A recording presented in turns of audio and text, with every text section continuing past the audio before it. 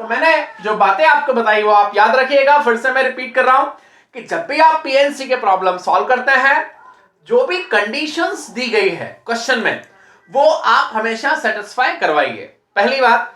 दूसरी बात कि जब भी आपको लगता है कि केसेस रिपीट हो रहे हैं, तो आप एक छोटा प्रॉब्लम कंसीडर कीजिए। छोटा मतलब उसका डेटा बिल्कुल 2 या 3 है ना, डेटा आप छोटा करके उसको यूज कीजिए और उसको मैन्युअली करके देखिए, तो आपको ये पता चल जाएगा कि रिपीटेशन कैसे हो रहा है। तो उससे आप बड़ी प्रॉब्लम्स को भी सिंपल तरीके से सॉल्व कर सकते हैं। फिर इसके अलावा कभी कभी क्या होता है कि सीधी उंगली से घी नहीं निकलता है, बट ये घी निकलने वाला कॉन्सेप्ट मेरे को भी नहीं पता है, सब बोलते हैं इसलिए मैं भी बोल देता हूं, ठीक है। कि कभी कभी सीधी उंगली से घी नहीं निकलता है तो उंगली टेढ़ी करनी पड़ती है, आ गया। और ये घी उंगली का क्या रिलेशन है मेरे को भी नहीं पता, आई थिंक आपको भी नहीं पता है, बस आपने भी सुना ही होगा। तो ऐसे केस में मेरा जो कहने का मीनिंग है वो ये है कि कभी कभी क्या होता है कि हम कोई प्रॉब्लम सॉल्व करते हैं, हम नंबर ऑफ वेज निकालते हैं, तो जो स्ट्रेट फॉरवर्ड तरीका होता है उससे कॉम्प्लिकेटेड हो जाता है प्रॉब्लम, तो हम नेगेटिव अप्रोच लगाते हैं। लेकिन नेगेटिव अप्रोच मतलब कि आपको कोई भी काम करने के तरीके निकालना है, आप क्या करिए कि काम नहीं करने के तरीके निकाल लीजिए। आ गया, काम करने के तरीके निकालना है तो आप क्या कीजिए कि काम नहीं करने के तरीके निकाल लीजिए। दूसरी बात कि मैं जो समझाना चाह रहा हूं, आप मैं लिखता भी जाता हूं तो आपको जल्दी समझ में आएगा। जैसे आपको कोई काम करने के तरीके निकालना है, नंबर ऑफ वेज फाइंड करना है, कोई भी टास्क जो भी क्वेश्चन में दिया है, तो आप क्या करेंगे कि रिक्वायर्ड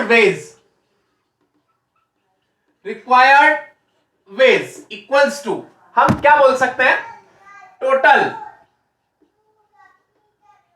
टोटल वेज माइनस क्या कर दीजिए, मतलब कभी कभी क्या होता है कि फेवरेबल निकालने से बेटर क्या होता है, अनफेवरेबल वेज निकालना आसान हो जाता है।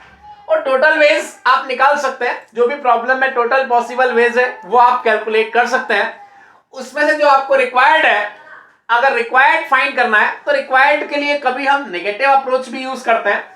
नेगेटिव अप्रोच मतलब टोटल वेज में से क्या माइनस कर देते हैं, अनफेवरेबल वेज। तो total minus unfavourable equals to required ways. इसको मैं बोलता हूं बाइजेक्शन रूल। क्या बोलता हूं, बाइजेक्शन रूल। मैं आपको समझाने के पॉइंट ऑफ व्यू से एक रूल बना रहा हूं, बाइजेक्शन रूल। बाइजेक्शन रूल मैं कब यूज करूंगा, अगर मेरे को रिक्वायर्ड वेज निकालना है, जो भी टास्क है वो परफॉर्म करने के टोटल वेज निकालना है, तो उसके लिए मैं क्या करूंगा कि जो टोटल वेज अवेलेबल है उसमें से अनफेवरेबल माइनस कर दूंगा। मुझे पता है कि अभी आपके लिए समझना मुश्किल होगा, जैसे जैसे मैं आगे बढ़ूंगा आपको प्रॉब्लम्स समझाऊंगा तो मैं ऑटोमेटिकली इसका यूज करूंगा। बट जब मैं करूंगा तो एटलीस्ट आपके माइंड में आ जाएगा कि हाँ यार इसने बताया था आपने को पहले, ओके। तो केवल वो माइंड में आ जाए इसलिए बता रहा हूं, यूज होगा फिर से बताऊंगा, छोड़ूंगा नहीं। चलिए हम आगे चलते हैं। तो कल मैंने आपको पीएनसी के काफी सारे एग्जांपल्स दिए थे, आपको मैंने तरीके भी बताए थे कि किस तरह से आप प्रिंसिपल ऑफ मल्टीप्लिकेशन और प्रिंसिपल ऑफ एडिशन यूज करते हैं, ओके। दोनों, अगर हमको कोई भी टास्क परफॉर्म करना है और उसकी दो प्रोसेस है, टास्क परफॉर्म होना चाहिए चाहे प्रोसेस 1 से हो या प्रोसेस 2 से, तो हम एडिशन रूल यूज करते हैं। उसके लिए मैंने m+n ऐड किया था, एग्जाम्पल दिया था कि अगर आपको एक स्टूडेंट सेलेक्ट करना है out of 11 boys and 22 girls या 25 गर्ल्स, ठीक है, तो उस केस में आपके पास नंबर ऑफ वेज कितने थे, 25 + 11, क्योंकि एक स्टूडेंट सेलेक्ट करना था, चाहे वो गर्ल हो चाहे बॉय हो, वो स्टूडेंट होना चाहिए। तो दो तरीके से हो रहा था, वो दो प्रोसेस से, और कोई भी एक प्रोसेस से हमारा काम चल जाएगा, तो उस केस में हमने एडिशन यूज किया। फिर सेकेंडली मैंने आपको वही प्रॉब्लम एक और तरीके से पूछा कि मेरे को दो स्टूडेंट सेलेक्ट करना है, a girl and a boy, और इस केस में वो कितने तरीके से होना था, दो स्टूडेंट सेलेक्ट करना थे, उसके लिए दो प्रोसेस थी। अब वो प्रोसेस 1 से हो और प्रोसेस 2 से हो, दोनों कंडीशन जरूरी थी, इसलिए हमने प्रिंसिपल ऑफ मल्टीप्लीकेशन यूज किया, m इंटू n किया। और मैंने प्रिंसिपल आपको बाद में बताया, पहले एग्जांपल्स बताए, क्योंकि मैं चाहता हूं कि यहां पे फॉर्मूला आप खुद क्रिएट करो और हर बार मैं फॉर्मूला आपसे ही क्रिएट करवाऊंगा। ओके, बहुत ही प्यारा टॉपिक है, हर एग्जाम में क्वेश्चंस आते हैं और सबसे अच्छी बात यह है कि बहुत कम टाइम में आप कर सकते हो और 100% आपका लॉजिक बैठेगा। मैं पढ़ाऊंगा तो आपका लॉजिक बैठेगा ही, पैरेलली आपको असाइनमेंट्स भी दूंगा तो आप लोगों को सॉल्व करिएगा। चलिए एक क्वेश्चन लेते हैं हम, जैसे देयर आर 5 वेज, जयपुर से इंदौर आना है, जयपुर से इंदौर आना है, ठीक है, तो कितने वेज हैं? 5 वेज, देयर आर 5 वेज। अब 5 वेज कैसे हैं?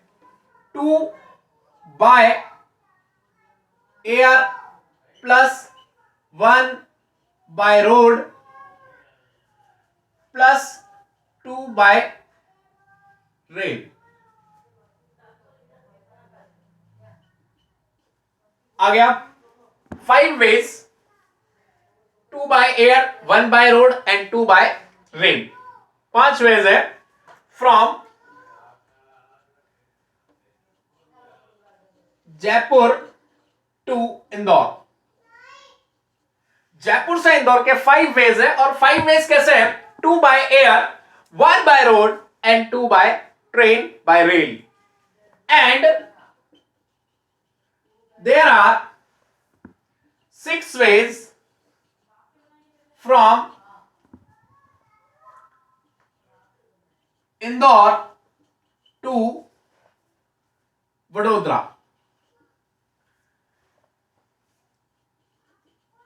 ठीक है, 6 ways from Indore to Vadodara कौन कौन से हैं? 2 by road plus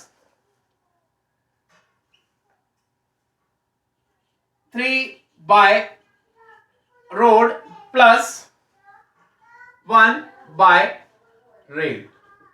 okay, 5 ways है जयपुर टू इंदौर और इंदौर से वडोदरा के कितने वेज हैं? 6, 2 by road, 2 by road, 3 by air and 1 by rail. In how many veg, in how many ways a person can travel from अब यहां पे मैं अलग अलग आपको कंडीशंस देता जाऊंगा और उसके हिसाब से हम प्रॉब्लम सॉल्व करेंगे। ओके, चलिए, in how many veg a person can travel from, first कहां से कहां? जयपुर टू वडोदरा। अगर किसी पर्सन को जयपुर से वडोदरा जाना है तो टोटल नंबर ऑफ वेज कितने होंगे? आप देखिए यहां कहानी क्या है, ये जयपुर, ये इंदौर और ये Vadodara. Jaipur to Indore 5 ways, 1 2 3 4 5 ways. Indore to Vadodara 6 ways, 1 2 3 4 5 6 ways from Indore to Vadodara. Now you have to move from Jaipur to Vadodara via Indore. Jaipur to Vadodara via Indore. आपको इंदौर होके जाना है तो टोटल नंबर ऑफ वेज कितने हो गए? इधर से इधर 5, इधर से इधर 6. Use the principle of multiplication. 5 into 6, 5 into 6 30. You can reach from Jaipur to Vadodara via Indore in 30 ways. Now, second question. Vadodara to Jaipur. Jaipur को मैं लिख रहा हूं जेपी वाया इंदौर. अब कितने वेज निकालना है? काय के वेज निकालना है? वडोदरा से इंदौर आने के कितने तरीके होंगे? आपको अगेन वाया क्या आना है? जयपुर आना है, sorry, Vadodara to Jaipur via Indore. Vadodara से कहां आना है? जयपुर आना है इंदौर होते हुए। अब आपके पास तरीके कितने होंगे? अगेन आंसर इज सेम, यहां से यहां 6 वेज और यहां से यहां 5 veg. So total number of ways will be, you can count using the multiplication principle. 6 ways from Vadodara to Indore and Indore to Jaipur 5 ways. So again the answer will be 6 into 5 equals to 30. बस, तो यहां पे अगर आपने question समझ लिया तो answer देना बहुत इजी टास्क है। आपको लिखने की भी जरूरत नहीं, केवल टिक करना है। टिक तो करना पड़ेगा, ठीक है। चलिए थर्ड, जयपुर टू वडोदरा। अब ये याद रख लीजिए कि आपको वाया इंदौर ही जाना है। Jaipur to Vadodara VAD and back to Jaipur. आपको जयपुर से वडोदरा जाना है और वापस से वडोदरा से कहां आना है? जयपुर आना है और वाया इंदौर। अब कितने तरीके होंगे? जयपुर से वडोदरा और वापस से वडोदरा से जयपुर जाना है और कहां होते हुए जाना है? इंदौर होते हुए जाना है। आपको नंबर ऑफ वेज बताना है।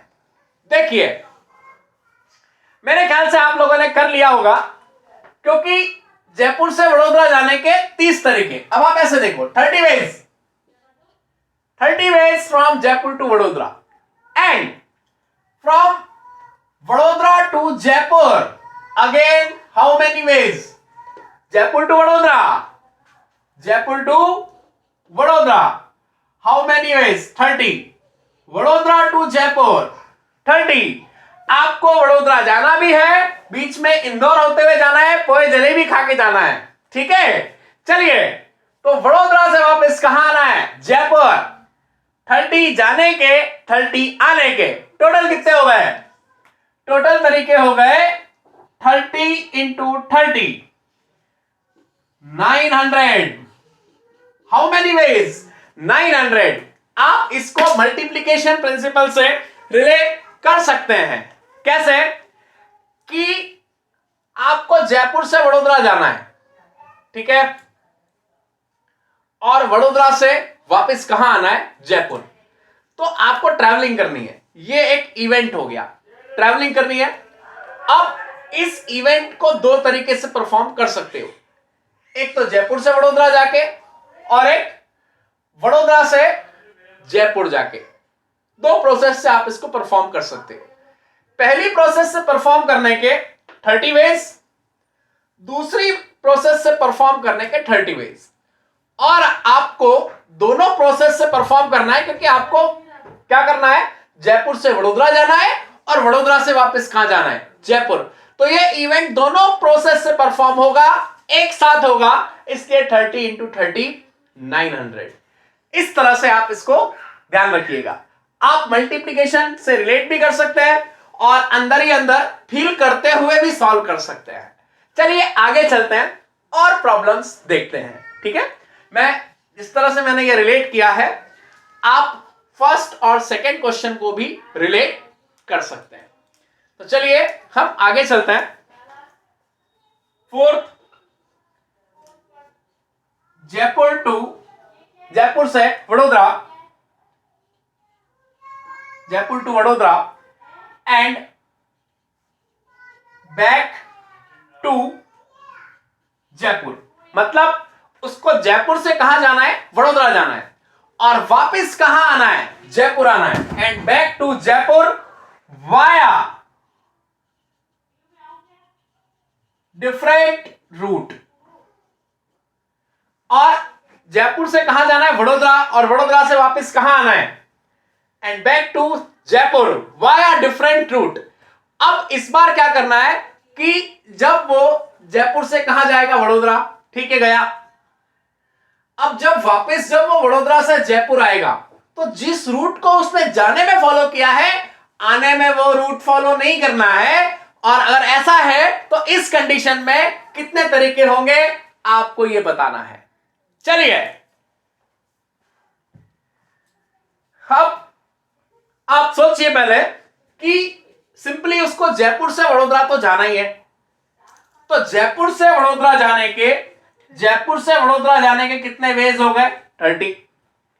अब यहां से आपको थोड़ा सा इतना सा दिमाग लगाना है कि मान लीजिए वो जयपुर से जब वडोदरा जा रहा था तो उसने जयपुर से इंदौर के लिए ये कटीला रास्ता यूज किया। कटीला मतलब मैंने ऐसी इस पे शेडिंग कर दी। फिर जब वो इंदौर से वडोदरा जा रहा था तो उसने ये रास्ता यूज किया। तो जो आउट ऑफ 30 वेज, जो यहां से जयपुर से वडोदरा जाने के टोटल 30 वेज थे, उन 30 वेज में से मैंने वो वे बना दिया जहां से वो गया, क्योंकि वैसे तो 30 से जा सकता है बट एट ए टाइम जाएगा तो एक ही यूज करेगा ना, तो वो कौन सा यूज किया, ये यूज किया। ओके, वाया इंदौर ही जाना है, कोई जलेबी खा के जाना है। अब वडोदरा से जयपुर क्या बोला है, जिस रास्ते से गया है उस रास्ते से वापस नहीं आएगा। तो जनरली देखो यहां पे गलती क्या करते हैं स्टूडेंट्स, जाने के तरीके ले लेते हैं 30, मेरे ख्याल से आप लोगों ने भी हो सकता है सोच लिया हो, और आने के तरीके ले लेते हैं 29। जाने के 30, जिस रास्ते से गया उससे नहीं आएगा, 100% आपने यही सोचा होगा, आने के 29। याद रखिएगा ये डेंजर है, गलत है, ये टोटली रॉन्ग। अब आप सही तरीका देखिए, जाने के तरीके कितने हो गए 30, ये परफेक्ट है, जाने के 30 हो गए, ये परफेक्ट है। अब जब वापस आएगा, क्योंकि उसको वाया इंदौर ही होते हुए जाना है, तो अब वो इस रास्ते से गया था तो आते टाइम इससे आएगा ही नहीं बिल्कुल इंदौर। फिर जब इंदौर से जयपुर आएगा तो इस रास्ते से गया था, इससे वापस नहीं आएगा। तो अल्टीमेटली उसके पास आने के लिए 5 रास्ते वडोदरा से इंदौर और 4 रास्ते इंदौर से जयपुर। तो अल्टीमेटली वडोदरा से इंदौर आने के लिए, बैक टू जयपुर आने के लिए, वडोदरा से इंदौर होते हुए जयपुर आने के लिए 5 वडोदरा से इंदौर और 4 इंदौर से जयपुर। तो total number of veg 5 into 4। तो ये जयपुर टू वडोदरा 30 और वडोदरा टू जयपुर 20, ये 29 बिल्कुल गलत है। आपको ऐसे नहीं सोचना है, ऐसे सोचना है। चलिए कोई बात नहीं, अभी आप स्टार्टिंग है तो थोड़ी बहुत गलती पॉसिबल है और गलती होना भी चाहिए, नहीं तो सही चीज पता कैसे चलेगी। इसलिए एग्जाम में हमेशा 4 ऑप्शन दिए जाते हैं। चलो, और 600 इसका आंसर आएगा। तो आपको इस तरह से सोचना है, ये महापाप है, ऐसा नहीं करना है। चलिए आगे चलते हैं। अब Jaipur to Vadodara via different mode of travelling. Jaipur to Vadodara जाना है via different mode of travelling, और कहां से जाना है, वाया इंदौर तो कंपलसरी है, क्योंकि ऑलरेडी मैंने आपको क्वेश्चन में इनिशियली ये बता दिया है। तो आपको मैंने ये प्रॉब्लम दिया, इसमें जो रूट दिए ना, अब इन रूट से आपको खेलना पड़ेगा। अभी तक आप सोच रहे थे कि यार इसने ये क्यों लिख दिया, एयर रोड रेल, अभी तक तो यूज ही नहीं हुआ। ये आपके अंदर विचार आ गए होंगे, कोई बात नहीं, को विचार आना बहुत जरूरी है। अब आप देखिए, जब आप इस क्वेश्चन को करेंगे तो आपके जो विचार है वो बहुत अच्छे हो जाएंगे। ओके, तो चलिए अब आप इसके बारे में सोचिए और मैं आपको एक्सप्लेन करता हूं कि ऐसा कैसे। तो सबसे पहले आप सोचिए एक बार, आपकी सोच के लिए 10 सेकंड का मौन। ओके, चलिए।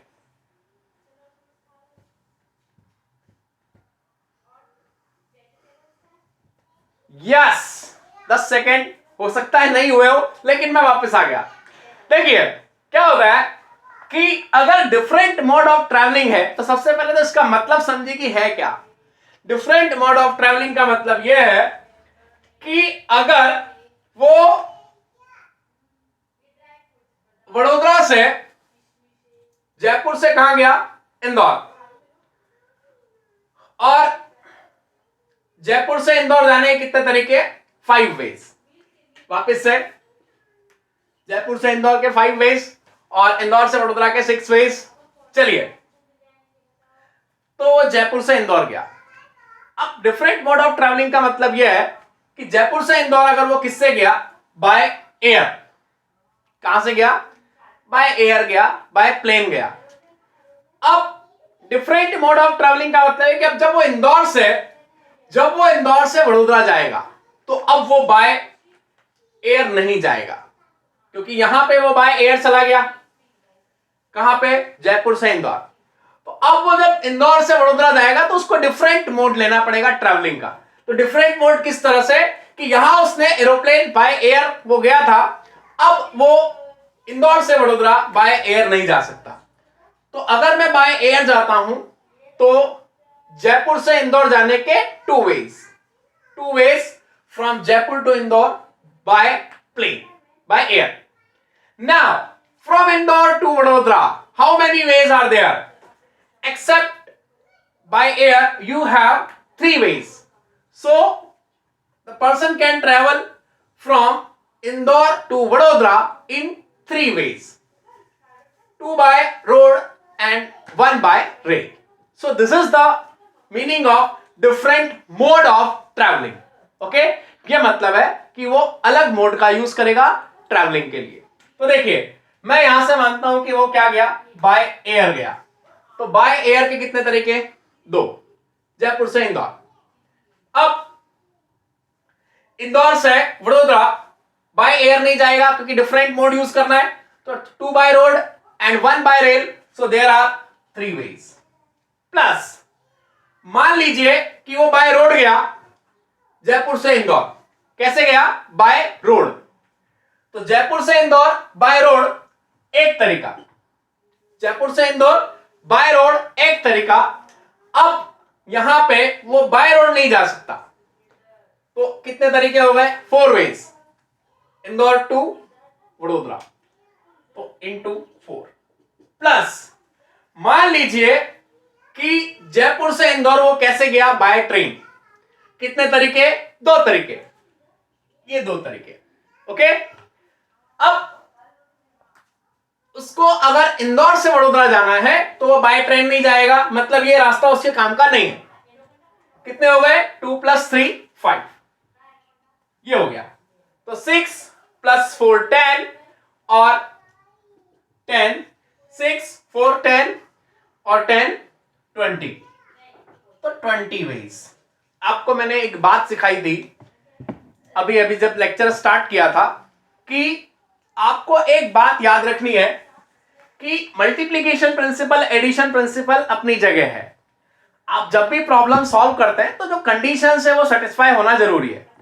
अगर नहीं हो रही है तो या तो आप मैन्युअली कीजिए, या हो सकता है कभी कभी नंबर ऑफ वेज रिपीट होते हैं तो आप एक छोटा प्रॉब्लम लेके और मैन्युअली करके चेक कीजिए।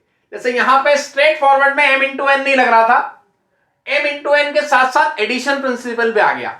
तो अब देखो इस तरह से चीजें चेंज भी होगी। तो अब ये कॉन्सेप्ट आपको धीरे धीरे डेवलप करना है कि वो कह क्या रहा है। तो यहां पे लैंग्वेज का भी इंपॉर्टेंस है। लैंग्वेज के साथ साथ जो कंस्ट्रेंट्स हैं, जो कंडीशंस है, वो आपको ध्यान में रखते हुए चलना है। धीरे धीरे आप सीखेंगे। इसीलिए मैंने देखिए इस क्वेश्चन को हर तरह से सिखाया। अपने पास यहाँ पे 5 पार्ट्स है, इस क्वेश्चन को मैंने 5 पार्ट में डिवाइड किया। अब देखिए कि मल्टीप्लीकेशन भी लगा, साथ में यहां पे हमने देखा मल्टीप्लीकेशन एडिशन साथ में आ गया। ओके, तो धीरे धीरे क्या है कि प्रॉब्लम को सॉल्व करते ही आपके दिमाग में लॉजिक आ जाएगा, और ऐसा नहीं कि आप बार बार मल्टीप्लीकेशन या एडिशन प्रिंसिपल से रिलेट करने जाओ। रिलेट हमने कर लिया, चीजें हमने सीख ली, अब जरूरी नहीं कि आप फॉर्मुलेट करें। अब आपको प्रॉब्लम सॉल्व करना है, बस ध्यान ये रखना है कि कंस्ट्रेंट्स या कंडीशंस सेटिस्फाई होना जरूरी है। तो चलिए हम आगे चलते हैं। अगला प्रॉब्लम हम करते हैं जो अल्फाबेट्स है उससे वर्ड बनाने से रिलेटेड प्रॉब्लम करते हैं। अल्फाबेट्स जो होते हैं इंग्लिश के ए से जेड तक, उससे हम 4 लेटर का वर्ड्स बनाएंगे, अलग अलग कंडीशंस लगाएंगे, उससे मैं आपको और नई नई चीजें सिखाऊंगा। चलिए, सबसे पहले कोई रेस्ट्रिक्शन नहीं है, 4 लेटर का वर्ड बनाना है और अल्फाबेट्स कहां से कहां तक होते हैं, ए टू जेड। ओके, तो 1 2 3 4, इस प्लेस को सिलेक्ट करने के लिए हमारे पास 26 अल्फाबेट्स हैं। कितने अल्फाबेट्स है, 26 अल्फाबेट्स। 26 वेज में हम इसको सिलेक्ट कर सकते हैं, रिपीटेशन अलाउड है। अगेन इसके लिए भी कितने हो गए, 26, जो यहां आ गया वो यहां आ सकता है और कोई दूसरा भी आ सकता है। अगेन पड़ोसी के लिए वापस से 26, इसके पड़ोसी के लिए वापस से 26, तो total number of ways equals to 26 की पावर 4 हो गया। हर प्लेस के लिए हमारे पास 26 वेज हैं, तो टोटल नंबर ऑफ वेज 26 की पावर 4। अब आगे बढ़ते हैं। अब अभी भी कोई रेस्ट्रिक्शन नहीं है और अब इस बार रिपीटेशन अलाउ नहीं है, 1 2 3 4। अब अगर रिपीटेशन अलाउ नहीं है तो क्या करेंगे, इसको सिलेक्ट करने के लिए हमारे पास 24 वेज हैं, 24 नहीं सॉरी 26 में से कोई एक अल्फाबेट यहां पे प्लेस कर देंगे, रख देंगे। अब आगे के लिए हमारे पास कितने वेज हो गए, एक अल्फाबेट हमने यहां रख दिया, तो इसके अगले के लिए कितने हो गए, 25, एक अल्फाबेट यहां रख दिया। पड़ोसी के लिए कितने वेज हो गए, 24, इसमें से एक अल्फाबेट यहां रख दिया और इसके पड़ोसी के लिए 23 वेज। तो फाइनल आंसर क्या हो गया, फाइनल आंसर हो गया 26 इंटू 25 इंटू 24 इंटू 23, ये आ गया। तो इस तरह से आप इसको सॉल्व कर सकते हैं, कोई रेस्ट्रिक्शन नहीं है। रिपीटेशन अलाउड क्या होता है, रिपीटेशन नॉट अलाउड का मतलब क्या होता है, यह भी आप यहां से सीखिएगा। चलिए आगे चलते हैं। अब यहां पे जो वर्ड्स बन रहे हैं, हाउ मेनी वर्ड्स। अब वर्ड्स में एक बात याद रखना कि विथ मीनिंग और विदाउट मीनिंग सब चलेंगे, हमको यहां पे मीनिंग से मतलब नहीं है। ओके, तो मैंने लिखा नहीं है बट आप ध्यान रखिएगा कि जो आप वर्ड्स बना रहे हैं वो विथ मीनिंग विदाउट मीनिंग सब चलेंगे। Word means combination of letters. चलिए next question, how many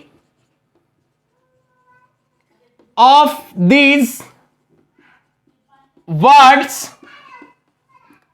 begins with A. आप अब ये बताइए कि ये जो 4 लेटर आप वर्ड बना रहे हैं, how many of this words begins with letter A. Again आपको 4 लेटर वर्ड बनाना है। कितने लेटर का वर्ड बनाना है, वर्ड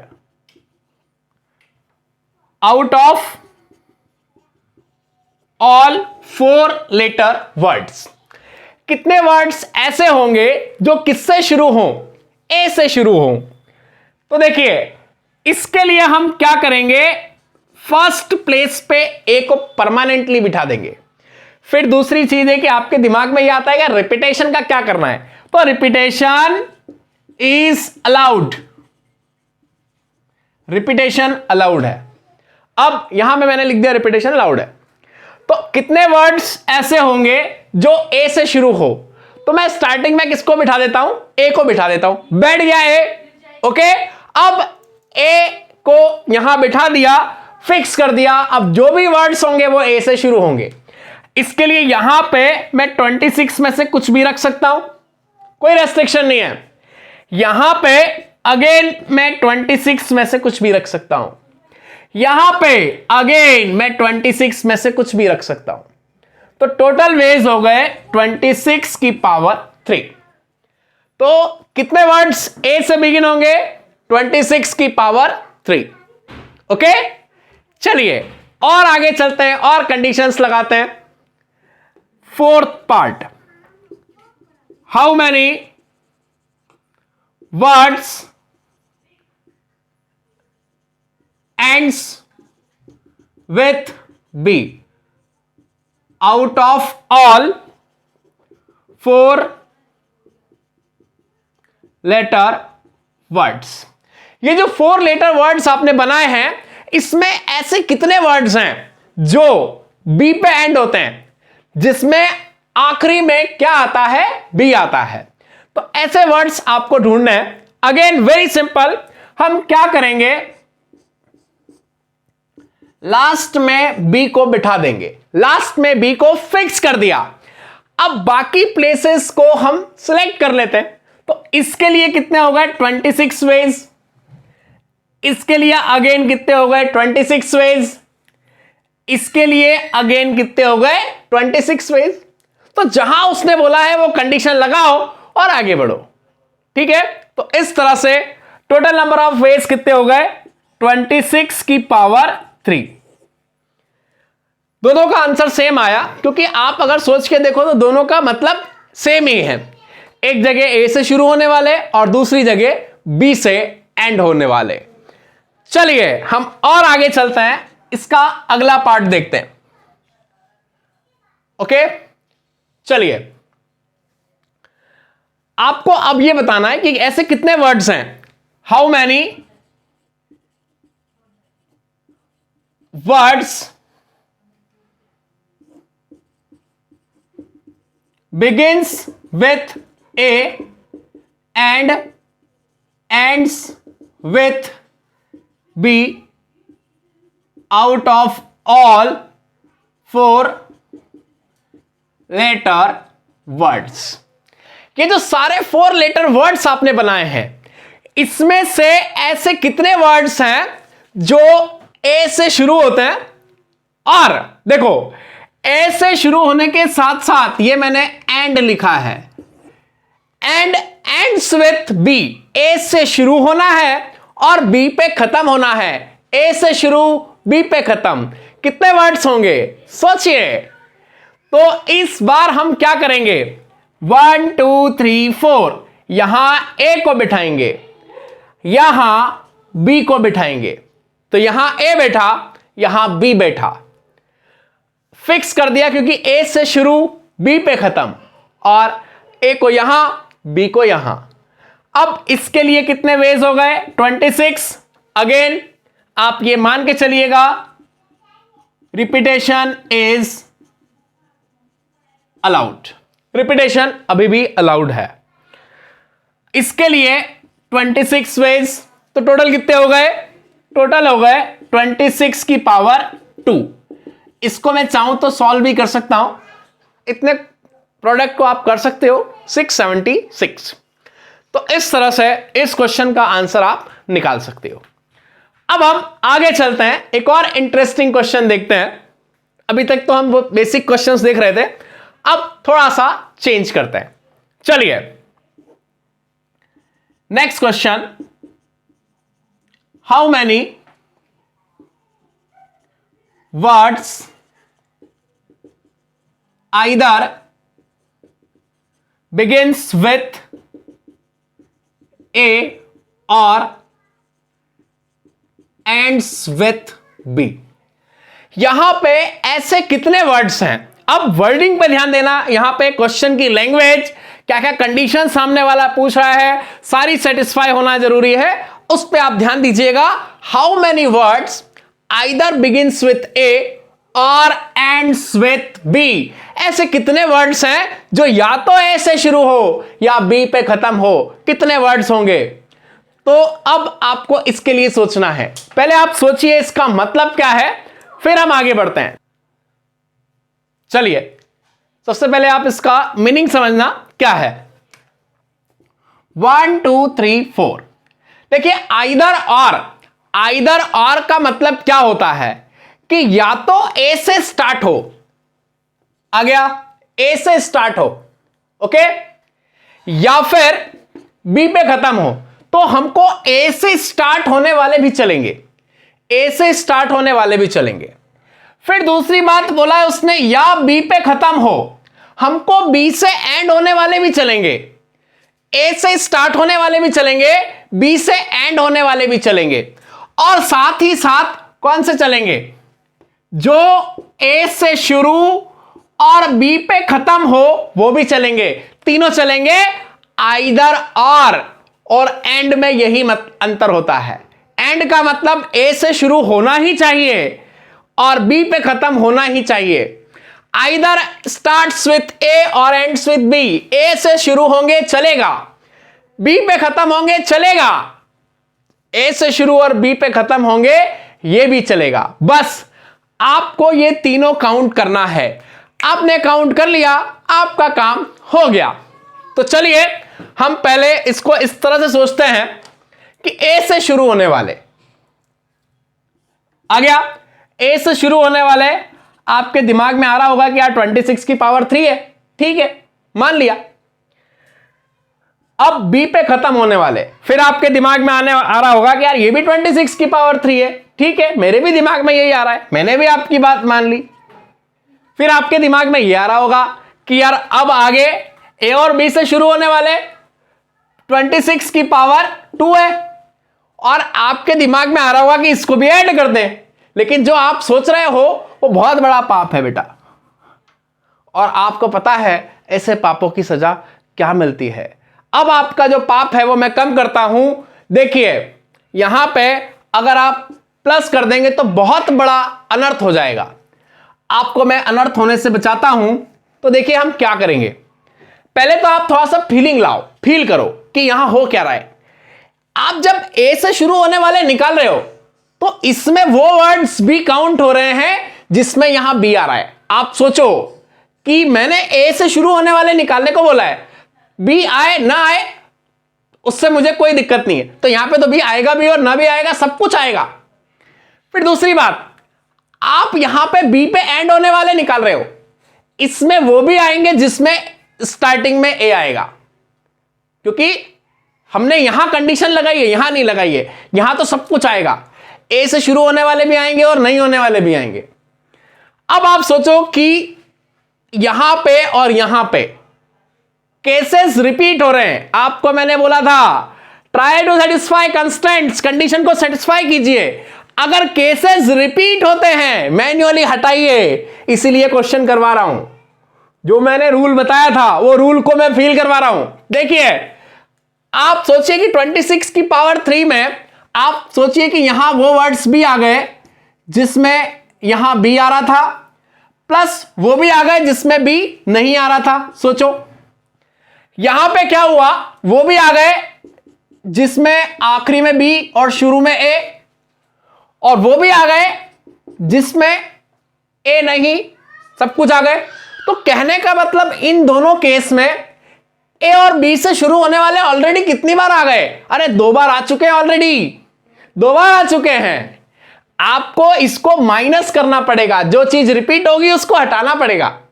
आप फिर से प्लस कर देंगे तो ए और बी से शुरू होने वाले 3 बार आ जाएंगे और आपको 2 ही बार लेना है।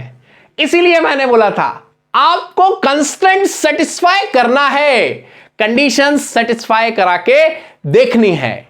तो मैंने जब सेटिस्फाई कराई तो ये केसेस बने। तो आंसर क्या होगा, 26 की पावर 3 प्लस 26 की पावर 3 माइनस 26 की पावर 2। इस तरह से आप सॉल्व करेंगे। देखिए ओके, तो चलिए हम इसी क्वेश्चन को एक और तरीके से सॉल्व करते हैं।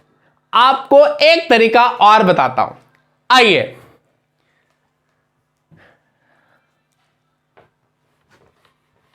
देखिए इसी प्रॉब्लम को आप ऐसे सोचिए कि मैं ए से शुरू होने वाले निकाल लेता हूं जिसमें यहां बी ना आए।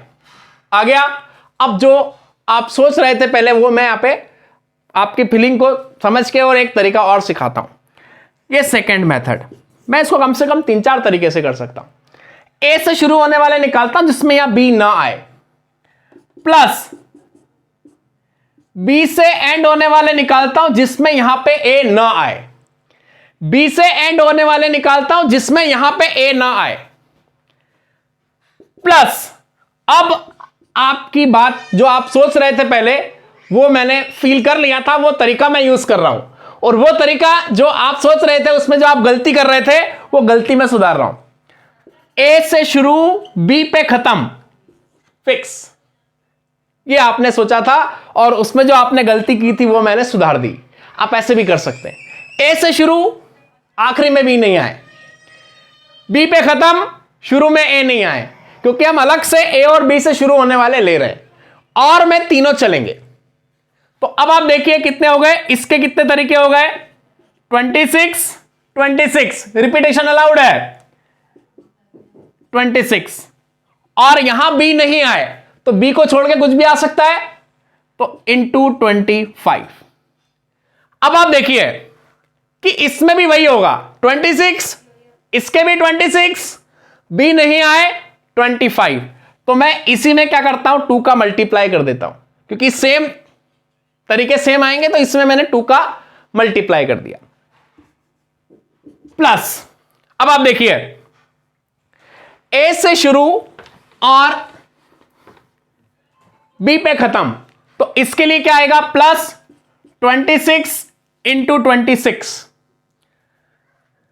प्लस 26 इंटू 26, क्योंकि इसके भी 26, इसके भी 26, तो टोटल वेज कितने आ गए, इन दोनों में से 26 का स्क्वायर कॉमन ले लो, यहां बचेगा 50 प्लस 1, तो 26 का स्क्वायर इंटू 51, ये तरीके आ गए।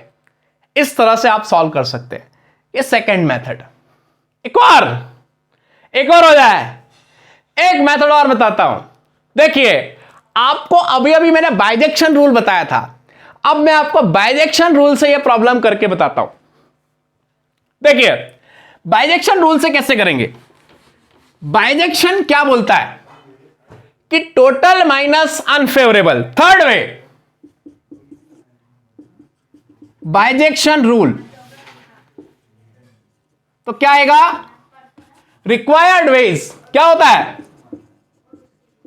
Required ways equals to total minus unfavourable.